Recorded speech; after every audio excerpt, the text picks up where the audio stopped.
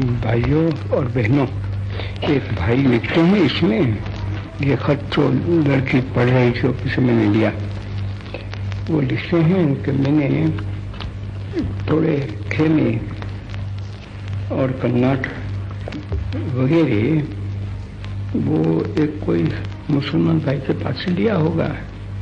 अब वो तो चले गए, वो तो लिया तो था पीछे, वो कैसे भी हो, लेकिन वहाँ जो कैंप चलती थी वहाँ गया।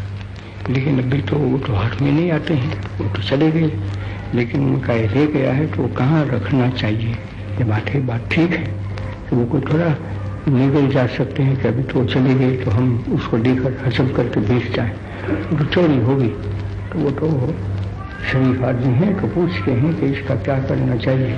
तो उसका तो कोई मेरे पास तो इंतजाम है नहीं कि मैं वो चीज़ ले सकूं, वो तो होम डिपार्टमेंट की बात है, तो सरदार जी से पूछ लेना चाहिए। और नहीं तो पीछे कोई जो ऐसा काम करने वाले हैं तो मेरे ख्याल में तो नियोगी शायद नियुक्त हो गए हैं, उनको भी पूछ सकते हैं, तो आराम से वो ले लेंगे। उनके पास दस्तखत ले लेना कि मिल गया है, तो पीछे जब वो हाथ में आ जाएंगे उनका नाम था तो पता चलेगा, तो उनको पहुंचा देना होगा या तो उनकी कीमत। वो तो हुआ। आज मेरे पास अलीगढ़ में तो यूनिवर्सिटी है, अब तो सब तो वहाँ नहीं जाते हैं। जो पश्चिमी पंजाब में या तो सरहदी सूबे में जो विद्यार्थी पढ़ते थे वो तो पहुंच नहीं सके, यहाँ नहीं आए, वो नहीं आ सकते हैं, ऐसी हमारी हालत हो गई है। बाकी तो उनकी मदरसा है, यूनिवर्सिटी है, वहाँ क्यों ना आ सके। लेकिन अभी तो ऐसा है कि वो कैसे जाए और वहाँ कैसे आ सके, तो नहीं आए हैं। तो काफ़ी तो जगह ऐसी पड़ी है, लेकिन वहाँ जितने लोग हैं उनके दिल में ऐसा हुआ कि चलो हम तो कुछ तो करें। कि अभी पाकिस्तान तो हो गया है पीछे, आपस में झगड़ा क्या, और इतने आदमी पाकिस्तान से चले जाएं हिंदू सिख, और पीछे यहाँ जो मुसलमान पड़े हैं वो चले जाएं, तो वो कोई उनको दर्द होता है, तो वो कहते हैं कि हम चले जाएं। तो उनका इरादा तो ऐसा हुआ कि अभी हम वहाँ जाकर मुसलमानों के पास से कमरियाँ वगैरह ले लें और उनको दे दें। जो हिंदू परेशान होकर पीछे आ गए हैं और कैंप चल रही है, तो वहाँ ज़्यादा के दिनों में उनको उसकी दरकार तो है, तो उनको दे लें। तो मैंने कहा कि वो मत करो, उससे क्या फ़ायदा है, थोड़ी मिल जाएगी, अच्छा है, मोहब्बत तो बताता है। लेकिन सच्चा आपका तो काम ये है कि वहाँ जाकर मुसलमानों से कहो कि उनको आना क्यों पड़ता है, एक भी हिंदू अपनी जगह से क्यों छूटता है, कभी कुछ भी डर है इसलिए तो आता है। मेरे पास तो इतना बड़ा ढेर पड़ा है कागजों का कि जिसमें शिकायत ही शिकायत भरी है, और सब की सब शिकायत तो झूठी है, झूठी तो उसमें है ही नहीं, ऐसा मुझको लगता है। अतिशयोक्त होगी, लेकिन अतिशयोक्त होते हुए भी उसका जो मूल है वो तो ठीक से, तो वो क्यों वहाँ से भागे। तो उनको वापस बुलाओ, ऐसा अगर करें।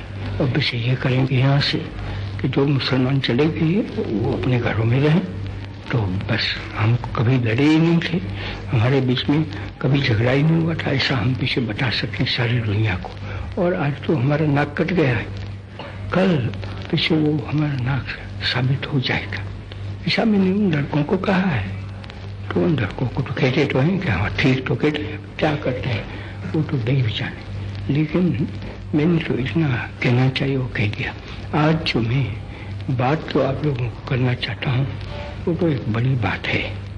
मेरा ख्याल तो ऐसा रहा कि वो बिहार में जब बैठा था तो बिहार में ऐसा चलता था कि बिहार में लोगों के दिल में ऐसा हो गया कि अभी जो स्वराज मिल गया है तो हम गाड़ी में रेलगाड़ी में बैठ सकते हैं, और रेलगाड़ी की टिकट की क्या दरकार है, बगैर टिकट के हम चले जाए, जिधर जाना चाहते हैं तो जाती थे, और पीछे जबरदस्ती भी करते थे। उस जमाने में लोग कोई ये आपस में तो हम इतना नहीं लड़ते थे, लेकिन ये एक हो गया था, कभी स्वराज मिल गया है क्या चाहिए, तो ऐसा वो लोग करते थे। तो विषय मैंने काफी लिखा, उसका असर हुआ कि अभी वो बंद हो गया और सब टिकट लेकर पैसा देकर पीछे चलते थे।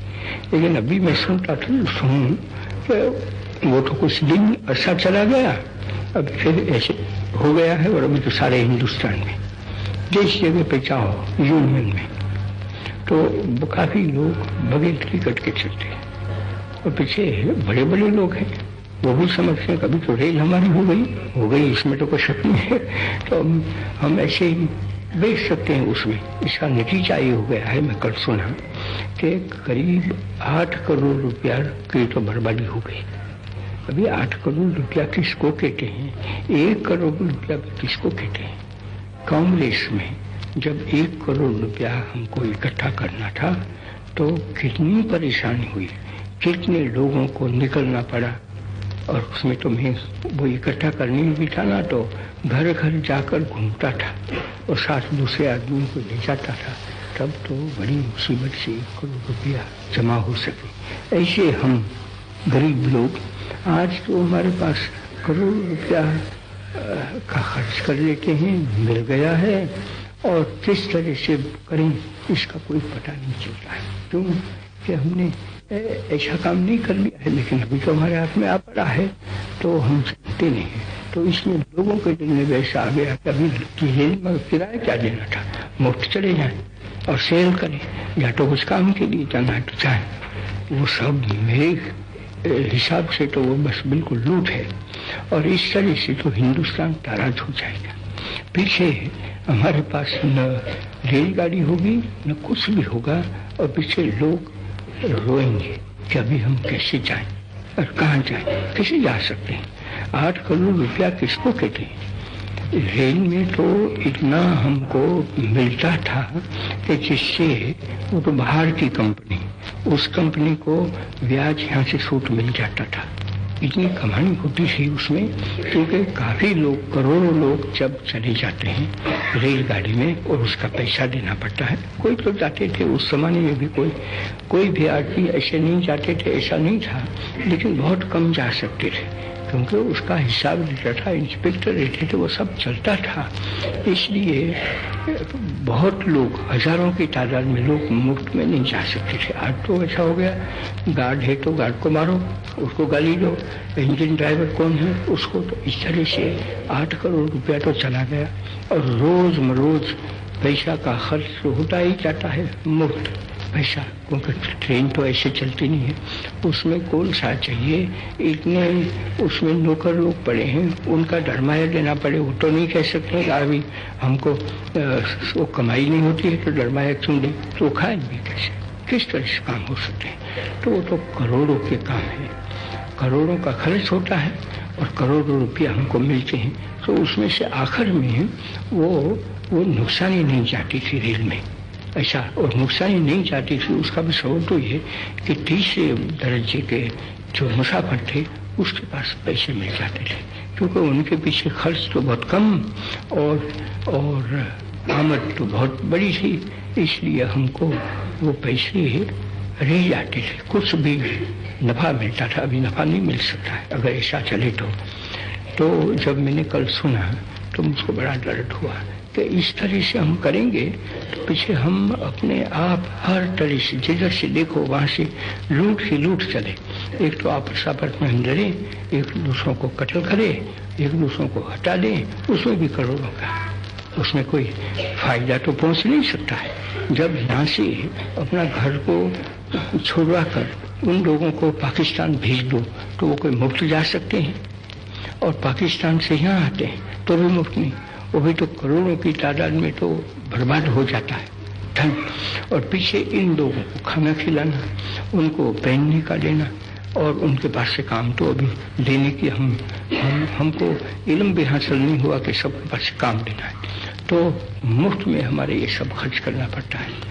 तो ये कहाँ धनिक लोगों का मुल्क है हिंदुस्तान कि इतना धन हम बस खर्चते ही जाएं, खर्च करते ही जाएं, तो हो तो नहीं सकता है। तो मुझको लगा कि मुझको कहना होगा कि एक भी आदमी को जो रेलगाड़ी में मुसाफरी करता है वो बगैर पैसे से नहीं जाए, उनको पैसे लेना ही चाहिए। वो ज़माने में जब अंग्रेजी हुकूमत चलती थी तो काफ़ी लोग खा जाते थे। सिपाही अमला लोग रहते थे, उसको भी कुछ पैसे लो तब तो टिकट मिल सकती थी। सुना है, वो तो मैं तो जानता नहीं हूँ, लेकिन मैं तो तीसरे वर्ग में मुसाफरी करने वाला तो सब मुझको पता तो चल जाता था। हरिद्वार में जब कुंभ के समय में चला गया तो मुझको पता चला कि उस जमाने में जो वहाँ का स्टेशन मास्टर है, वो स्टेशन मास्टर कोई तब्दीली होती है, नया कोई आना है तो उसको काफ़ी रिश्वत देना चाहिए तब वो जा सकता है। क्यों कि वहाँ तो उनको पैसे मिल सकते हैं, रिश्वत के पैसे लोगों के पास से, किसी के पास से क्या मिला, किसी के तो हजारों रुपया ऐसे उठ जाता था, वो तो होता था।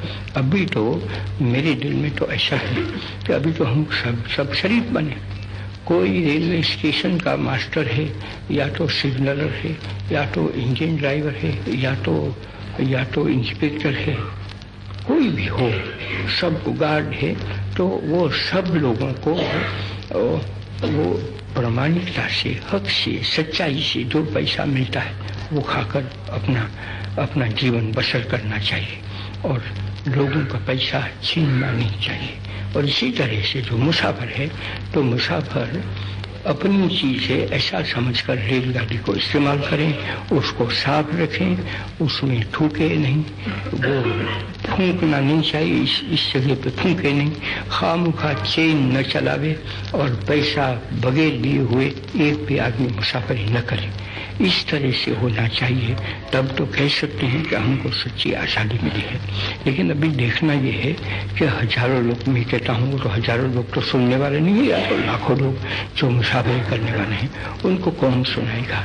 तो मैंने तो मैं अगर हूँ माना कि रेलवे मैनेजर हूँ, या तो वो मैं मिनिस्टर हूँ रेलवे का, तो मैं तो सब लोगों को जितने मेरे मातेहट रेल में पड़े हैं मैनेजर वगैरह, उनको मैं हुक्म तो दूंगा कि जब लोग इस तरह से चलते हैं वो तुमको पता चले तो लोगों को कह दो कि हम तो मारपीट तो नहीं कर सकते हैं, अभी तो चीज आपकी है, रेल आपकी है, हम भी आपके हैं, आपके नौकर पड़े, लेकिन आप नौकर को खाना नहीं देंगे, आप रेल पर मुफ्त में बेचना चाहें तो इस तरह से हम आपको दे नहीं चाहेंगे।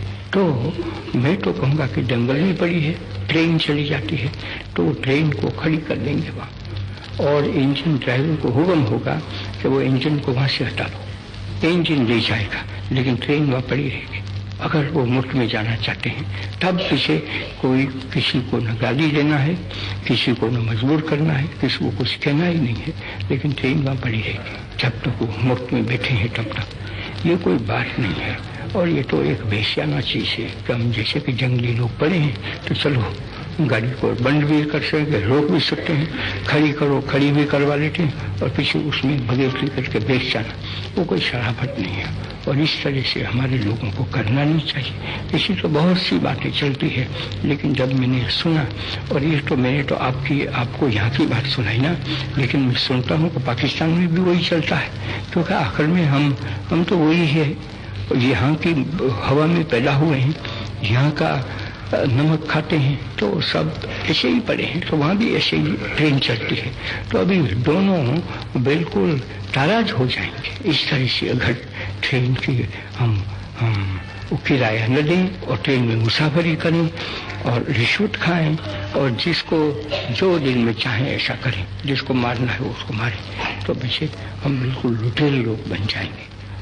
और हमारी जो कीमत बहुत बड़ी हो गई है वो कीमत बिल्कुल हमारी चली जाने वाली है। तो मैं तो ये कहूँगा कि जितने लोग मेरी बात सुन सकते हैं और जो मिनिस्टर वगैरह हैं वो भी सुने, और मैं तो इस चीज़ को जानकार आदमी हूँ कि हैसियत से कह रहा हूँ कि नहीं, इस तरह से हमारी ट्रेन चलेगी नहीं, ट्रेन को बंद करना होगा।